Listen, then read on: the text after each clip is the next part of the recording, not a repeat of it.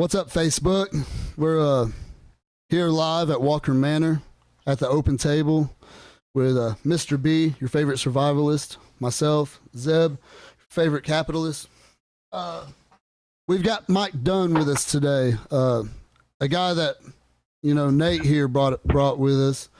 The rise of the militia is the beginning of this series, and we've got a lot of things to cover, a lot of things going on here in the Southeast with the NFAC, 3%ers, and then you've got in Virginia, the redacted. Maybe we'll get pulled if I say the B word. I don't know, boogaloo, whatever it is, we'll see.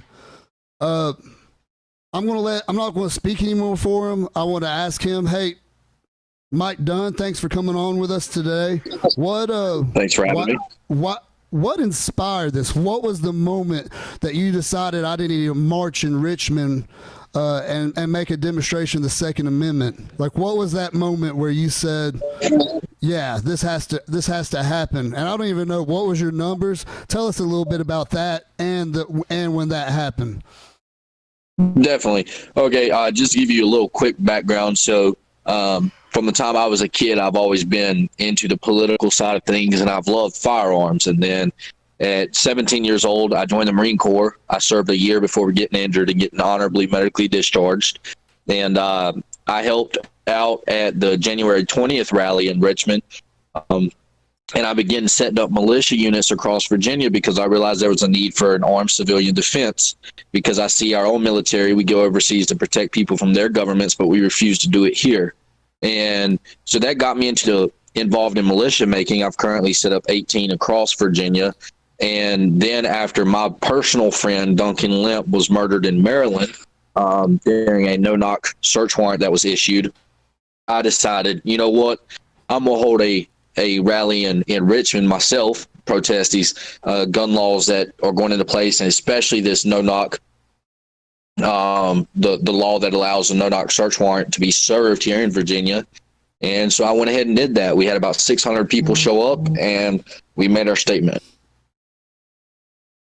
Also, we've got Hal, your favorite anarchist. Hal, what do you got on that? I want to hear what you have on that. Well, actually, I thought it was interesting that Mike mentioned Virginia. Are you from Virginia, Mike? Yes, I am, as of the last 5 years. Oh, nice. See, that's where I sort of grew up at, Hampton Roads area. I definitely, yeah, I'm in connection with a militia group down there. Nice. Yeah, I like what you're doing. It's definitely interesting. You don't necessarily run across people every day that are doing what you do. Definitely not. It's hard to find. Yeah, thanks for coming on, though, man. Thanks. Hey, I appreciate y'all having me. Yeah, we've got Nate's going to bring up some points. He's got some points here. What do you got, survivalist? I just got a question for Mike. What's the difference between what you're doing and what everyone else has done before you? As far as what I'm doing personally is I'm not worried about lobbying. I'm not worried about the NRA, which for some reason it seems like a lot of militias that I know and have been involved with seem to think that lobbying is going to get them somewhere. I'm not worried about hiding what I do. I'm not worried about keeping it quiet. As far as being different, time will tell what kind of effect we're going to have, but I'm the youngest right now. I'm the youngest militia commander. As far as I understand, from what I've been told, I'm the youngest militia commander in the United States, and I'm willing to do what it takes. I'm willing to get out there. I'm willing to protest. I'm willing to take a stand, and that's not something you've really seen a lot of outside of every now and then. You've never really seen somebody out there say, "Hey, I build militias. This is what I do, Governor. You suck." And that's basically what I've been doing. All right, so I want to ask you a pretty direct question because, Nate said, what are you doing that's different? Well, you're not an uncommon phenomenon anymore, especially here in the Southeast. We have the NFAC raised by Grandmaster Jay with a show Yes, sir. for us in Stone Mountain on July 4th. And he alluded. He didn't allude. He just straight up said that he wanted a firefight with the Boogaloo Boys and the 3%ers at Stone Mountain. I mean, that's what he said. So I just want to know what your thoughts on that are. So my thoughts are as follows. One, I believe the majority of that group is uneducated when it comes to the Boogaloo, 3%ers, and certain militia groups across the U.S. I think they have fed into the mainstream media's narrative of what we are, hence their hate. We reached out to them. We talked to them a little bit. Didn't get a lot of information, but got a little bit. Seeing them stand in the open road with jammed weapons, cheap 22s on AR frames, it was really a pitiful showing. And I wish that if they had called us out, they could have done it in a little better light, because they totally embarrassed themselves. But I really think they just fed into the mainstream media's narrative. Wow. What do you got on that, Nate? I'm going to comprehend that for a second.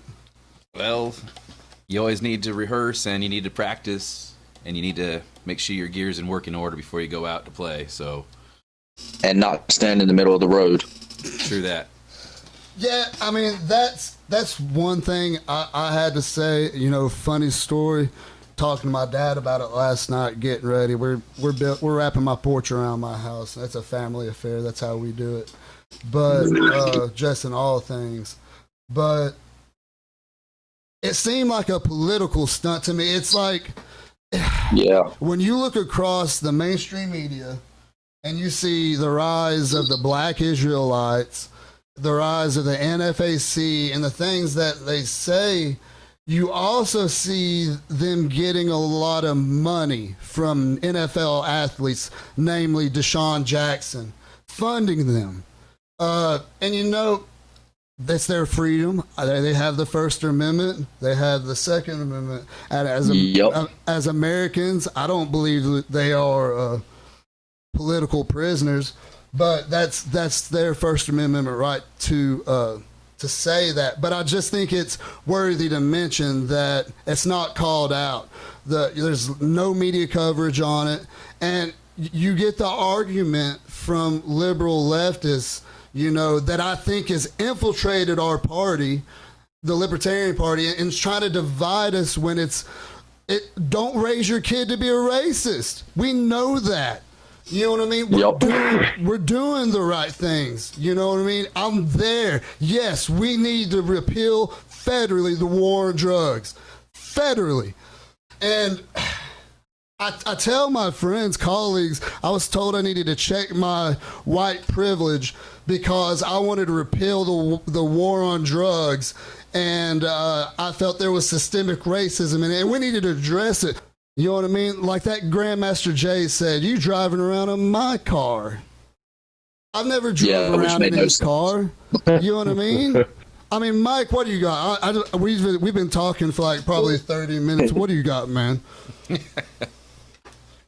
You're fine. It makes it doesn't make much sense to me. You know, I grew up, I guess you could say, on the lower side of things as far as my family's income. There was a total of 6 of us in my family, and I know at one point my dad made less than $30,000 a year, and I grew up in a trailer park, just a poor kid, and I haven't driven around in nobody's car but my own. You know what I mean? I think once again we see, as far as Grandmaster Jay and a lot of the people that were involved with the NFAC.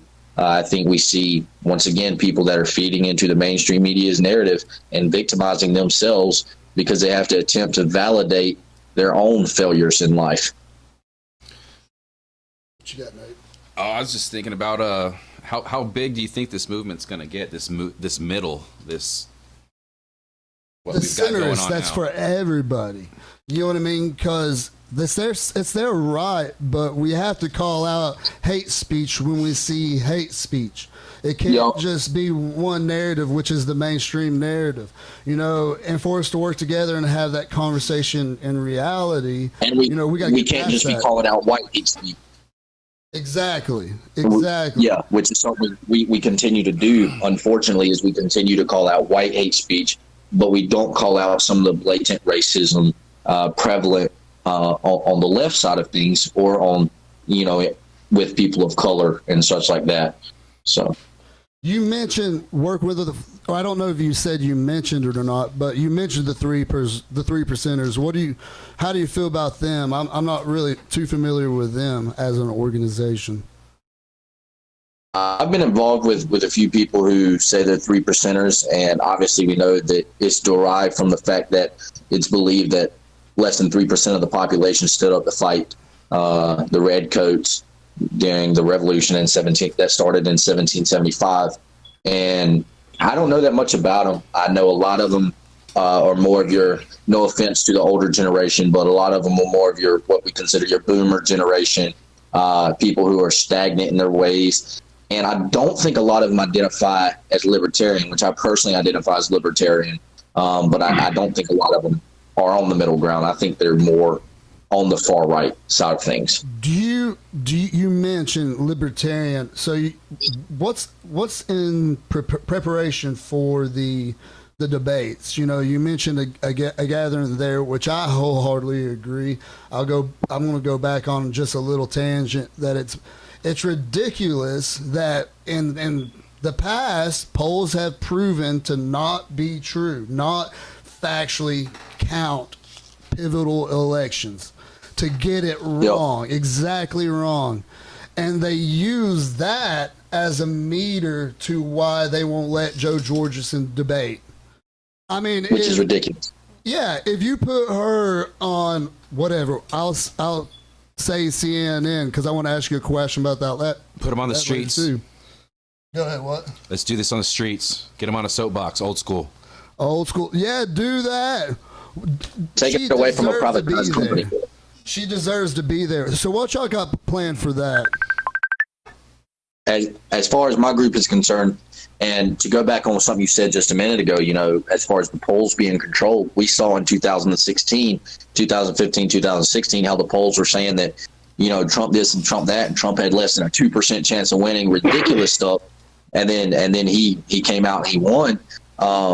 Any poll can be controlled to keep a libertarian candidate off the platform, because we all know, whether you agree with Joe Jorgensen or not, if she gets that platform to speak alongside of President Trump and presidential hopeful Joe Biden, she's going to destroy both of them, and it's going to make her even more popular. It set a new precedent. So,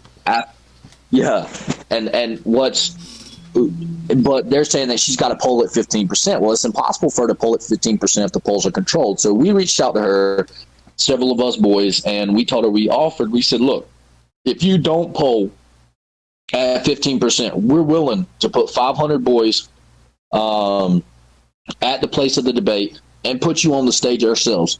And then we began looking into it and realized, hey, it's a private company and stuff, and there's a lot of repercussions that could go along with that, but she deserves the right to speak. And if she does poll at above 15%, then we're still going to go. And we want to make sure her voice really gets heard.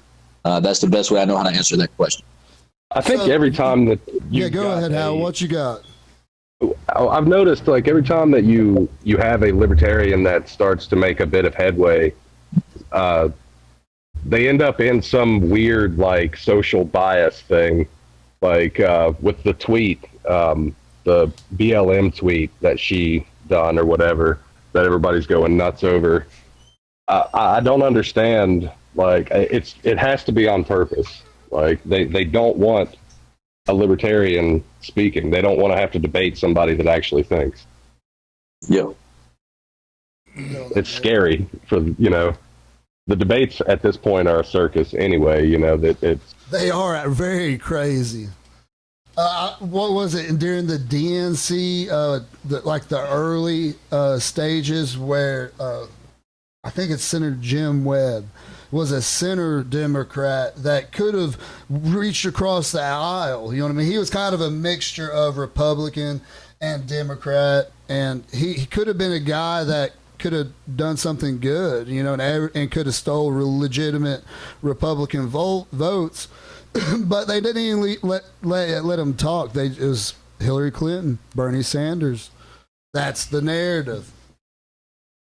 Well, yeah, they, basically they went oh, look at that tweet. She's definitely a leftist. And that's what's being spread now. It's crazy. It happens every time. What you got on that, Mike? No, I was just sitting here agreeing, letting him talk and agreeing with him. Nice. You'll find that when somebody poses a threat to the elitist or the two-party system or the people that have run this country for years, and obviously we can go into the conspiracy theories on that, but when someone poses a true threat to supposed leadership in this country, they're usually destroyed. You saw that with Martin Luther King. Regardless of what your thoughts are on him, he started taking a stand, and he was killed. Just the creator of Silk Road, someone who started making a difference and created a website to sell stuff without governmental involvement, once again becoming a threat to elitist and government-controlled stuff. He's now locked away in prison serving, double life sentences plus 40 years. And I think that plays into as far as the concept of destroying someone who poses a threat. I think that's going to play into the libertarian thing, regardless of what Joe says. If it can be misconstrued, it's going to be misconstrued. Hey, by the way, earlier mentioned you as a Marine. Same, 3-9. Yes, sir. What's up to all my 3-9 guys? You want to make a shout out to your battalion, all your boys? No, sir, I'm going to keep that one quiet. Oh, okay. My bad. No, you're good. You're good. But 0311, and I served for 14 months before being medically discharged. But I'd rather keep my battalion quiet. Oh, my bad. I was just thinking about him. No, you're good. I appreciate you, sir. So what's next? Is this becoming a full-time gig for you? I mean, I see the kind of the fund me kind of thing going out there. What's this? I mean, where to next? Who knows? Right now, I'm trying to do a little bit I can with what I have. I was fired the week that I held that rally. I was fired from my job with the state because of political involvement being considered a conflict of interest. And I'm out currently looking for another job right now. But everybody says, hey, Mike, do this, or hey, Mike, do that. And they don't realize I'm not made out of money. So I definitely, I don't mind asking for people to help out if they want to see a change. It's like tomorrow I'll be down in Newport News at a city council meeting as they're trying to promote some more anti-gun legislation, barring firearms from city buildings. And I'll be down there. In January, they allotted everybody 1 minute to speak instead of 3. Well, tomorrow I'm going to go in, I'm going to stand up, I'm going to speak, I'm going to be wearing a Hawaiian shirt. I'm going to take that Hawaiian shirt off while I'm speaking, and you're going to see a T-shirt on that says the word Boogaloo. And I'm going to speak until they throw me out. Because I'm tired of not having my voice or our voices heard. I'm going to have somebody live streaming the entire event, just for my safety and others. But we'll be doing that. And then Saturday and Sunday, I'll be down in Portsmouth, Virginia, collecting signatures to recall Senator Lucas, who is also a detriment to our cause. And then the beginning of August, I'll be in Roanoke, Virginia. I'll be speaking at a formation of a militia unit down there in Roanoke as well.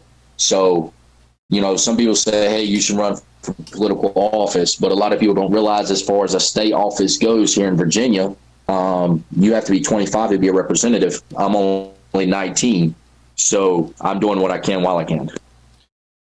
Sounds awesome, man. You should come on out this way to the Knox area. Do some talking. Why not? Definitely will if I ever get the chance to. We've got the cleanest lake in the nation, Norris Lake. It really is. It's factual. You can Google it. I don't care if you do. I don't care. Google me. Hey, Nate, weren't you there when I got stung by all those bees on North? Oh man, I don't think I was there that time. You were there when I flipped the canoe on that big old bluegill.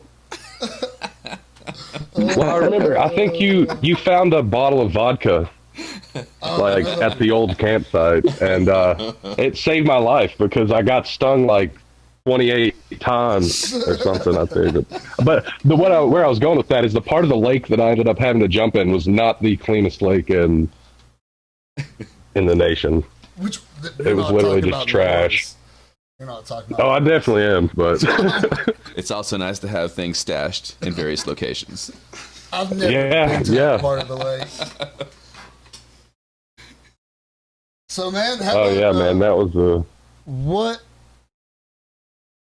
What do y'all do as far as, like, do y'all at least train? I mean, how do you get involved with what you're doing, I guess, is what we're asking.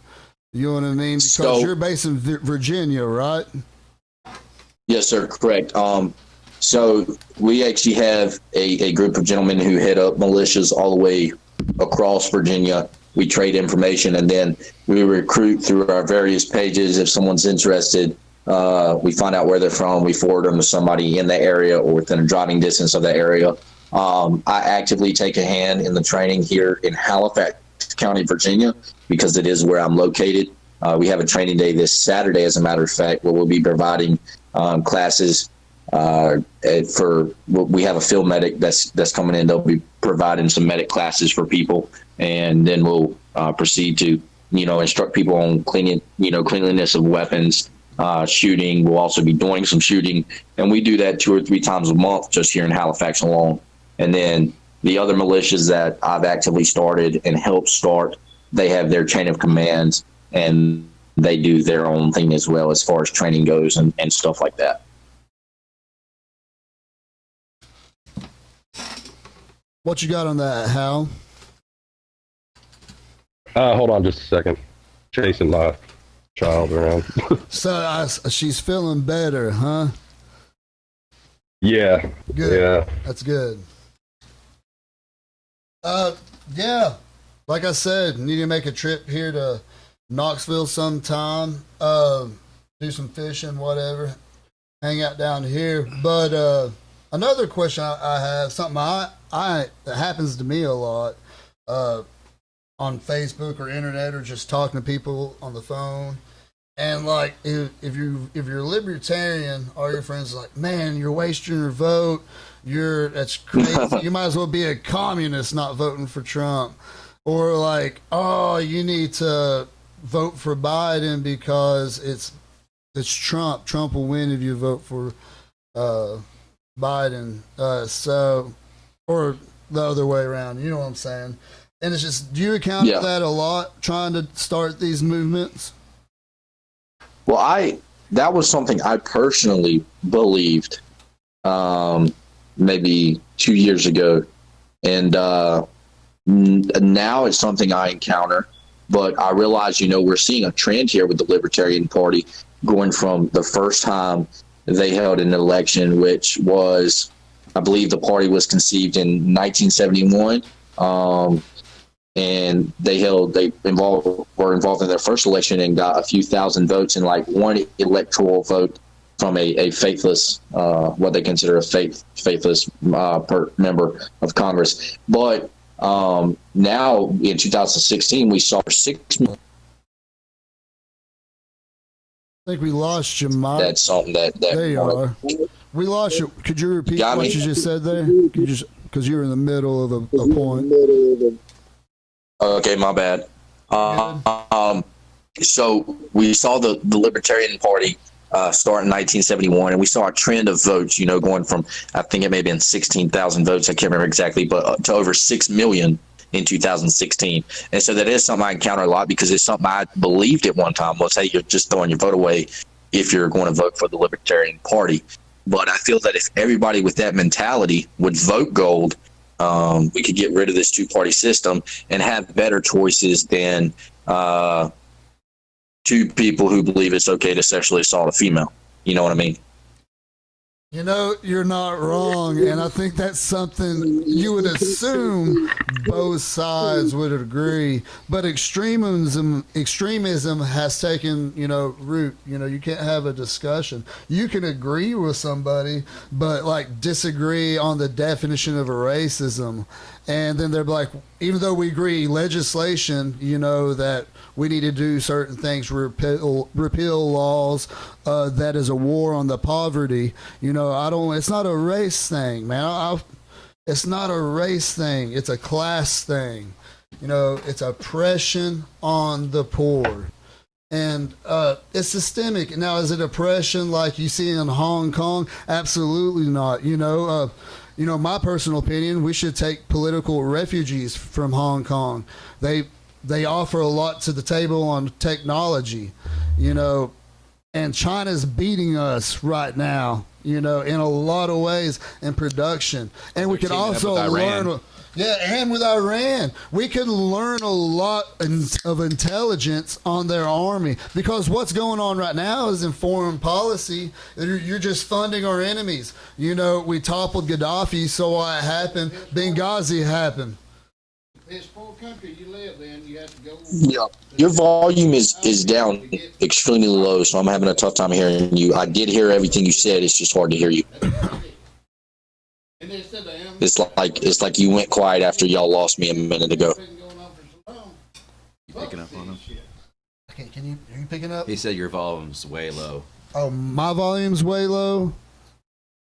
Yeah, Check. After y'all lost me a minute ago and I came back, you're very, very quiet. Can we fix that?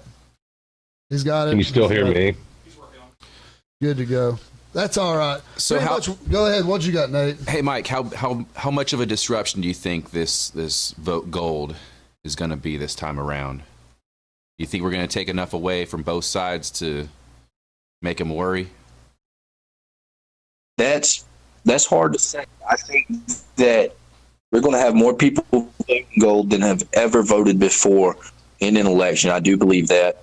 I don't really know, obviously, outcome, but I feel that if Jo Jorgensen gets her 15% and is able to debate, I feel that Mr. Trump and Mr. Biden are both going to feel threatened. Sounds like the best because I believe she's an honest contender. Yeah, it just further proof why they won't let her debate. I mean, it's just they won't even let her talk. You know what I mean? Just like they wouldn't let. And Mimock brought up a point earlier on. Thanks for tuning in about Gary Johnson and his Aleppo mishap. Yeah, that's that happened, and that was a big mistake.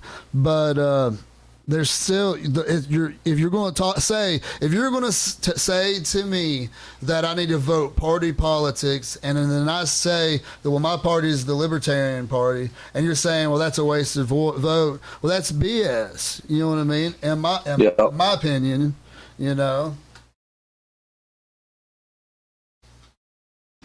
What else? He already left. We were going to have a guest come on, but he already left. Sorry, my bad. So, are you going to make the trip to the debates? I'm going to attempt to. It all depends on funds, and I'm going to obviously try to have a job by then, hopefully.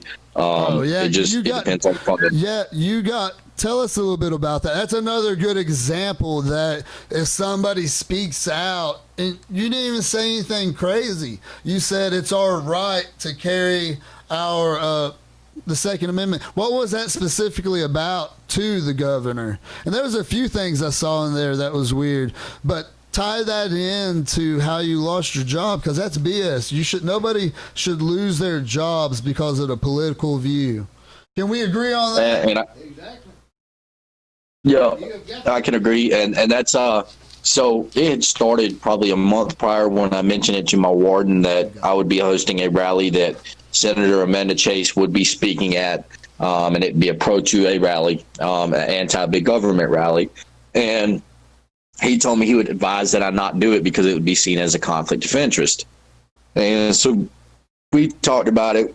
We talked about my involvement with militias and so to speak, and every couple of days they would say something, kind of harassing me about my political viewpoints, but I didn't let it get to me. I kept on. And then the Monday before the rally, they asked me if I was still intending to do it, and I said yes. And then they presented me with a letter saying that due to an unsatisfactory background check, my position was terminated. And I said, well, this is ridiculous because the only thing on my background is a speeding ticket. I have a crystal clear, background. And he said, well, it's actually due to your involvement with the militia, your political involvement, and the fact that you're associating with Senator Chase, who has spoken out against the governor multiple times. And I know he said that, but I can't prove he said that because inside of a prison, you're not allowed to have a recording device or cell phone or anything like that. So my personal opinion is he pulled some strings and got that letter sent so it could look official, so nothing can fall back on DOC. But anyone who runs a background on me knows I have a speeding ticket on my record, and that's it. So I know what it was for, but can I prove that? No, sir, I can't. Well, jump on in with the trades because they're keeping the economy going, really. Yeah, dude. Yeah. Hit me up on Messenger, man, and holler at us. This guy is super more resourceful than I am. Yeah, we'll get you hooked up. Hey, you can maybe even make your home base here in East Tennessee. You know what I'm saying? Get you set up. We're in it for the long haul. We're for the party. What do you got? What do you got on that, Nate? Yeah, it's all good, man. I'm ready to go fishing again. We're just here for fun. I mean, look at the shirts.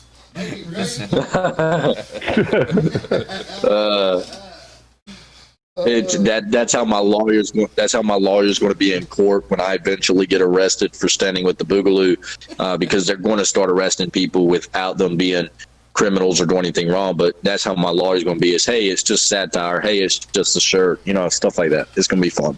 It's just fashion. I just want to look cute for my friends. Well, yeah, and it shows you the ridiculousness of the mainstream media saying there's nothing about what we say is far right. You know what I mean? And it's not far left. We're just saying basic stuff that believe in the Constitution. My favorite JoJo quote is, "I believe every gun law in the past 100 years should be repealed." I mean, how epic is that? I mean, automatically you should vote for her. I mean, come on. Am I wrong? Someone tell me, how am I wrong? You're going to get canceled, bud. What? You're officially canceled. We talked about this. Look at his profile pic.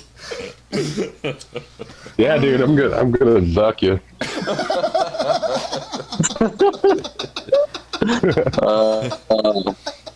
Oh, that's funny, man. And I mentioned, I said it jokingly about the CIA terrorism. The CIA, I feel like, has had a lot of, I think it done good counterintelligence for sure. We have a great intelligence community, the best professionals. The problem is that there's been certain times where I felt like there's been some shady business. You look in Afghanistan, Vietnam, you go back, even stories, with the last administration and foreign policy with the toppling of Gaddafi and what happened at Benghazi. All I'm saying is that this stuff needs to be held accountable, because Benghazi happened. And that's something all Americans should be mad about and say, that's something to look into. Just in reports in Detroit and what has been brought up and then redacted. I don't even know you can't find it. And those are questions. That's the question that matters. You know what I mean? And that's what I'm saying. I'm not trying to be, I don't think that's the crazy part about it, that we're all trying to be in the middle, agree everybody should be free, just constitutional. Just we believe in the Constitution. And for some reason, they mentioned Black Lives Matter and how all that happened and the tweeting for it. Well, of course, nobody deserves how George Floyd died. Nobody deserves their knee on the back of their neck. Nobody, and just like the countless other victors of all victims, and the names go on. You know what I mean? So there's a lot of things that need to be looked into. I don't even think it's necessarily the law enforcement, just the repeal of certain laws. I mean, what you got on that, Hal? Hold on just a second.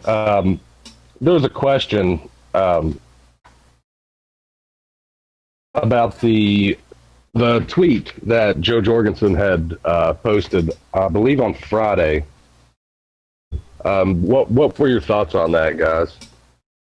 Because I see it's being blown into this. I didn't see the question. I'm gonna let Nate take it. To me, as just a regular guy, it seemed pretty obvious. I mean, if you're familiar with the Libertarian Party, it was pretty obviously what she meant. Scoot forward. It was pretty obvious what she meant. Right. Push the It seems like everybody's blowing it up. Like, well, there you go. There's your answer. You know, it's. Well, let me know here.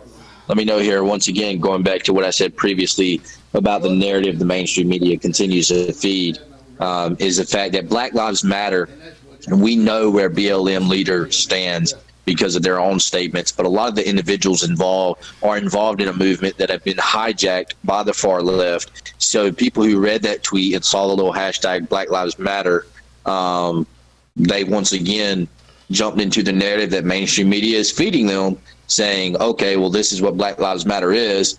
Yeah, I'm not going to stand with this. How do we get people to think more critically where everything's not such a catchphrase in there and they're just so drawn into that being literal with everything? Focus on groups like this. Focus on people who are having their own little talk shows and providing actual factual information, instead of a divisive mainstream media that wants to keep people divided, and continue to educate the people around you that you know personally. That's the best way I know how to do it personally. Now, obviously, you guys probably have other suggestions, but that's just what came to my mind. So, is there any sort of like a mission statement for what you're doing, or maybe talk about like an ultimate goal that you have long term with this? Well, initially, the Boogaloo started as a series of memes and then became an idea. And some people like to consider it a last line of defense. As far as my groups are concerned, I started militias and being involved in militias because I knew the red flag laws were coming. And I want people to be able to stand together as armed citizens when that happens. I don't know where the movement I'm involved in is going to go politically. A lot of people have different goals, but I do know that we're not going to be run over. We're not going to be pushed aside by politicians. And I think our main goal is freedom and the preservation of such. And when you see that preservation take place, I guess it will evidence itself where our movement is going, if you understand what I'm trying to say, without being too open on there. Is that kind of one of the strengths, the ambiguity of it all, the decentralization? Come again. Having everything just so loose, it's an idea. From what I gather, it's more of an idea rather than an organization, right? Currently, yes. Now we actually have a convention chat where we are talking about making the Boogaloo. It's just in and of itself is an idea, but turning it into an organization. I just saw the live feed. I'm sorry, man. We just got the live feed. I just saw Nate come back doing what he did. It was funny. My bad. You're good. But let's see. I just lost my train of thought on that, so you're going to have to repeat that question one more time. My bad. The idea that you're good. Idea. That it was the idea. My bad. To kind of put onto your point, I'm sorry, I was listening to you. I just wanted to agree on something. No, you're good. You're good. Tom Campbell, he's the Libertarian chair for Campbell County, and we interviewed him. It's been a couple, maybe I can't remember. It was last week. Last week. He brought up a really good point if it's a true free market. If a party doesn't have a voice and doesn't get a voice, something will pop up and create another market for it. For example, if YouTube banned whatever, whoever will say, if YouTube banned all Trump tomorrow, there would probably be a new conservative YouTube, whatever it's called. You know, you understand what I'm saying? And it feels like it's rigged because that's been happening for years against the Libertarian Party, and we don't ever have that voice. If they would just put her on the debate, she would get a crazy amount of votes alone just for how reasonable her policy is. Yep. And then she would also get the votes of the never Trumpers and never Biden as well. Yeah. Didn't think about that. So when is Elon Musk gonna build us another social media platform so we can do all this stuff freely? I know, right? Yeah. That's who I need to reach out to. I bet he would fund what I'm doing. Hell, he'll put you to work in Houston, build a spaceship. Yeah, there you go. Elon Musk, if you're among our, like, I don't know, we probably have like 7 listeners. I don't know. I'm a musketeer. I'm a musketeer. I love all our viewers, and we get a lot of people that come back and re-watch our videos because it's crazy trying to catch up on bills. Everybody's working all the time. It's tired. It's tiring. The middle class feels like it's kind of suffered, and I don't think that's an extreme thing to say. There's all people of color in the middle class. You know, it's kind of like a badge of honor, but it's hard. You know, taxation is so high, especially when you got like state and federal. I don't know, man. You can go on, dude. I'm just rambling. My bad. Well, here's some random quick informative fact for you, and I'm gonna have to get off of here soon. But just we are too, man. Something we can chat about, or you can think about, is the fact that the governor has written into law here in Virginia that you can't sell a firearm privately to somebody without doing a background check now, which is ridiculous. Once again, just a way for the government to have their hand in things and collect a tax and blah, blah, blah. So we actually ended up selling 3 firearms right in front of the Capitol on Saturday, July 4th, obviously without a background check. Whoa. So did we get double banned there, Zuck? Hey, you shouldn't get banned for that. You shouldn't get banned for that because that's on me personally. I'll be the one to get banned. No, it was just a joke on the cancel culture. That's all it was. It was a cancel. I just got back in the chat, man. I got dropped, so I have no my bad. What's going on? Yeah, after I said Musk book, it cut me off. So I feel like that was, a little bit of karma. So I zucked myself, dude. Oh man. When's the governor in Virginia? When's his term up? Who's the candidate coming up after him? His term is up 2021. It's a toss-up right now for the Democratic nomination of, I believe, Terry McAuliffe, who has been governor before, and Justin Fairfax, who is, I think he's the attorney general right now, who also has some sexual assault allegations against him. And then they'll face off, whoever gets the nomination, they'll more than likely face off against Senator Amanda Chase in 2021. She was in the picture with you, right? Correct. Yeah, I actually reached out to her several months ago. I opened a line of communication with her. I invited her to come out and speak, even though I might not agree with her on some things. I did want the people to feel like their voice was being heard. And she came out. She was a part. She's very pro-2A. I know her decently well now, and I keep that line of communication open because I like to keep all the strings in my hand that I can so that I can pull them one day if I need them. That's awesome, man. Keep on doing what you're doing. Yes, sir. I appreciate it. All right. Well, that's all we have today for the open table. We're going to keep you updated through the week on who next week's guest is, unless you've got that information on you right now, Hal. Well, I mean, we all within the group know who it is, but we should wait. That's fair. That's fair. So that means you're going to have to keep up with the more Facebook page libertarian. and, yeah, more libertarian you can, stuff, but it's, I don't want they're to. I probably don't want not to put him going on to the have spot an and then like R something happens. or a D beside their name. Probably going to have an L. You know, whatever. You know, we'll probably get banned. Boom! Look at their shirt. Cancel culture. Far right extreme. Well, I appreciate y'all. I appreciate y'all having me on the show. Yeah, no problem, dude. Appreciate Thanks you for coming. coming. Be safe, man. Hope good luck on finding and work. If you're passing through, holler at us. Yeah, for sure. I definitely will, and y'all stay tuned for that showdown tomorrow at the city council chambers. All right. Yeah, will that be on your page? Yeah, definitely. It'll be live streamed directly to my page. Awesome.